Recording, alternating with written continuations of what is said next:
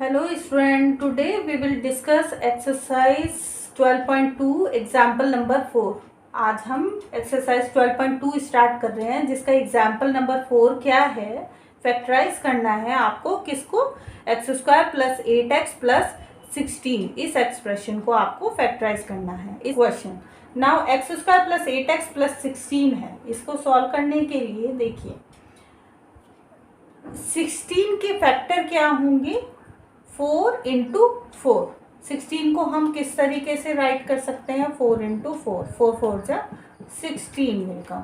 So can we write x square plus, देखिए और अगर मैं 4 प्लस 4 करती हूँ सो हमारे पास क्या वैल्यू आएगी 8, जो 8 यहाँ पर है। So we can write it like that 4x plus 4x plus 16। Fine, देखिए अब इससे क्या बेनिफिट हुआ, 4x प्लस 4x लिखने से वी कैन टेक कॉमन। देखिए इन दोनों टर्म में हमारे पास क्या कॉमन आ सकता है, फर्दर हम इसको सॉल्व कर सकते हैं। देखिए x plus here 4 will come. Now here in between these two term वही रीग्रुपिंग का मेथड है। देखिए यहाँ पर 4x plus 4 will come as a common, fine, and यहाँ पर भी क्या आएगा x प्लस 4। अब देखिए ये सेम टर्म हमारे पास 2 टाइम्स है, so we can write it like that x plus 4 whole square. So this one is the required factorisation. ये हमारे पास आंसर हुआ, फाइनल आंसर। आपकी बुक में थोड़ा सा डिफरेंट मेथड दिया हुआ है, लेकिन आप इसको ऐसे भी कर सकते हैं और बुक वाले मेथड से भी सॉल्व कर सकते हैं, but it is quite easy to solve the question. इसमें हमने क्या किया है, 16 के फैक्टर्स हमने राइट किए हैं और 16 के ऐसे फैक्टर हमने राइट किए। देखिए 8 और 2 भी फैक्टर हो सकता था, लेकिन यहाँ पर 8 प्लस 2 करते तो 10 आता और 8 माइनस 2 करते तो 6 आता। इसीलिए हमने 4 इंटू 4 के फैक्टर्स बनाए हैं 16 के लिए, जिससे कि 4 प्लस 4 करें और ये हमें 8 value they. Okay, now the next example is example number 5, exercise 12.2। देखिए 4y square minus 12y plus 9, इसको हमको फैक्टराइज करना है। क्या करेंगे, इस पे हमारे पास इस वाली टर्म में हमारे पास क्या कांस्टेंट टर्म है 4, और यहाँ पर हमारे पास क्या कांस्टेंट टर्म है 9। 9 इंटू 4 मीन्स 9 मल्टीप्लाई बाय 4 कितना होगा 36 होगा। ओके, 9 मल्टीप्लाई बाय 4 36 होगा। आप 36 के फैक्टर फाइंड आउट करते हैं। देखिए 36 के फैक्टर्स क्या होंगे, 2 मल्टीप्लाई 2 मल्टीप्लाई 3 मल्टीप्लाई 3। मैं 2 और 3, 2 मल्टीप्लाई 3 कितना हुआ 6, एंड दिस 2 मल्टीप्लाई 3 कितना हुआ 6, एंड 6 प्लस 6 करें तो क्या वैल्यू आएगी हमारे पास 12 वैल्यू आएगी। So can we write it like that. देखिए 4y square as it is, और 36 के फैक्टर हमारे पास 6 multiply 6 that is 36। Okay, so can we write it like that 6y minus 6y plus 9। 12 को हम 6y माइनस 6y लिख सकते हैं। Yes, we can write 6y minus 6y। देखिए दोनों सेम साइन है, सो ऐड होंगे, सो 12 आ जाएगा। अब हमने ये वाला स्टेप क्यों किया है, देखिए now it is quite easy to solve. ये हमारा क्वेश्चन थोड़ा इजी हो गया है सॉल्व करने के लिए। देखिए अब ये दोनों टर्म में हमारे पास क्या कॉमन आएगा 2y। 2y अगर हम कॉमन लेते हैं हमारे पास यहाँ पे क्या वैल्यू आएगी 2y माइनस 3। ओके, नाउ अगर नेगेटिव साइन कॉमन लेंगे और यहाँ पर 3 कॉमन ले लेते हैं, सो हमारे पास क्या वैल्यू आएगी 2y माइनस 3। ओके, 2y यहाँ से, और नेगेटिव साइन क्यों आएगा, क्योंकि हमने यहाँ पे नेगेटिव ले लिया है, और 3 विल कम। अब देख लेते हैं, देखिए ये सेम टर्म है, सो इस सेम टर्म के लिए हम we can take common as a common term. Okay, so 2y minus 3 हमने कॉमन ले लिया और यहाँ पर भी हमारे पास 2y माइनस 3 बचेगा, 2y माइनस 3। सो हम ये सेम टर्म है, इसको हम क्या लिख सकते हैं, 2y माइनस 3 का whole square. So this one is the required factorization, or we can say this one is the final answer of this question. Exercise 12.2 का एग्जाम्पल नंबर 6 देख लेते हैं क्या है। What is the example number 6? 49p square minus 36। इस expression को आपको factorise करना है। इसको कैसे करेंगे देखिए, 49p स्क्वायर, सो 49p स्क्वायर के लिए हम इसको कैसे राइट कर सकते हैं, 7p whole square, because 7 into 7 49 minus this is the square of 6, is it? Yes. Now ये कौन सी आइडेंटिटी हो गई, थर्ड वन क्या थी, a square minus B square equal to a plus b, we can write, and a minus b. Directly we can write the answer with the help of this identity. So 7p, देखिए a plus b, so 7p plus 6 we can write.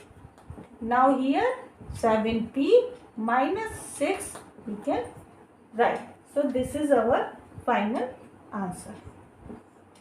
This is the final answer with the help of third identity. देखिए example number 7 कर लेते हैं। What is example number 7? Factorise करना है a square minus 2ab plus b square minus C square. After seeing the question, इसमें आपको क्या लगता है कौन सी आइडेंटिटी यूज होगी? देखिए यहाँ पर जो मिडिल टर्म है उसमें 2ab है, 2ab विद नेगेटिव साइन। सो इसको हम सेकेंड आइडेंटिटी की हेल्प से क्या लिख सकते हैं, a minus B whole square. ये जो पूरी वैल्यू है, ये पूरी वैल्यू जो है वो a माइनस बी का होल स्क्वायर है, right. Now minus C square as it is. Now ये कौन सी आइडेंटिटी हमारी बन गई, ए स्क्वायर माइनस बी स्क्वायर वाली थर्ड आइडेंटिटी, ये जो एग्जाम्पल नंबर 6 में हमने अभी यूज की है। So a square minus B square identity की वैल्यू क्या होगी, a plus B A minus b, third identity. So a plus b के लिए हम क्या लिखेंगे, ये पूरी term a minus b, that means this is the a term. So a plus b plus c and a minus B, so a minus b minus c। So this one is the final answer with the help of third identity. Fine. देखिए exercise 12.2 का example number 8 कर लेते हैं। Example number 8 क्या है, factorise m4 minus 256, हमारे पास ये value है। After seeing this question which identity we can use. देखिए इसको क्वेश्चन को देखने के बाद आपको पता चल रहा होगा कि third one identity we can use. Okay, third identity क्या है, a square minus B square equals to क्या वैल्यू आती है, a plus B and a minus b, ये वैल्यू आएगी। Okay, now m4 m raise to the power 4 minus 256 है। सो इसको हम कैसे लिखेंगे, देखिए m स्क्वायर स्क्वायर 2 टू जा 4 माइनस 256 है। सो ये किसका स्क्वायर है, होल स्क्वायर है 16 का। ओके, नाउ ये कौन सी फॉर्म बन गई, ए स्क्वायर माइनस बी स्क्वायर की। So a square minus B square, a square minus B square, so a plus B and a minus b will come. So a plus b के लिए हम क्या लिखेंगे, देखिए एम स्क्वायर। ध्यान से कीजिएगा इस क्वेश्चन को, it is a very very important question, ये एग्जाम में ज़्यादातर पूछा जाता है क्वेश्चन। देखिए एम स्क्वायर प्लस 16 ए प्लस बी, अगर ये वाली टर्म a है और ये टर्म b है, so a plus B and then a minus B, M square minus 16। Fine. अब देखिए M square plus 16 as it is. अब हमारे पास यहाँ पर क्या है, M square minus 16। So again we can use the third identity A square minus B square. कैसे कर सकते हैं? देखिए मैं बिग ब्रैकेट यूज कर रही हूँ इसके लिए. स्मॉल ब्रैकेट में इसको एम स्क्वायर को ऐसे लिख सकते, राइट करेंगे. देखिए 4 स्क्वायर, 4 4 जा 16, big bracket close. Now M square plus 16 as it is, M square plus 16 as it is. Now देखिए थर्ड आइडेंटिटी यूज करते हैं तो a plus B, A minus B, so m plus 4 and m minus 4 will come. Okay, so final answer हमारे पास यहाँ पर क्या हो जाएगा? M square plus 16. Okay, now m plus 4. इस तरह के क्वेश्चन m माइनस 4, इस तरह के क्वेश्चन एग्ज़ाम में बहुत पूछे जाते हैं, बोर्ड एग्ज़ाम में, 8th के बोर्ड एग्ज़ाम में, और कॉम्पिटिटिव एग्ज़ाम में भी इस तरह के क्वेश्चंस बहुत पूछे जाते हैं. This is the important question. Example number 9 कर लेते हैं, एक्सरसाइज 12.2 का. एग्जाम्पल नंबर 9 क्या है? Factorise X square plus 5x plus 6. ये जो एक्सप्रेशन है इसको हमको फैक्टराइज करना है. हमने एग्जाम्पल नंबर 4 और 5 भी इसी मेथड से किया है. देखिए इसमें मेथड में क्या करते हैं, 6, ये जो हमारे पास कांस्टेंट टर्म है 6, इसके फैक्टर फाइंड आउट करेंगे. ओके, सो फैक्टर क्या होंगे? 6 के फैक्टर क्या होंगे? 1 एंड 6 हो सकते हैं, और 2 3 also one of the factor of 6, 2 और 3, बिकॉज 2 3 जा 6, we can write.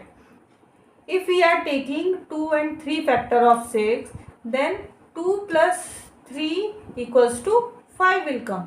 Okay, और जो हमें यहाँ पर चाहिए, in between what is the value here? 5.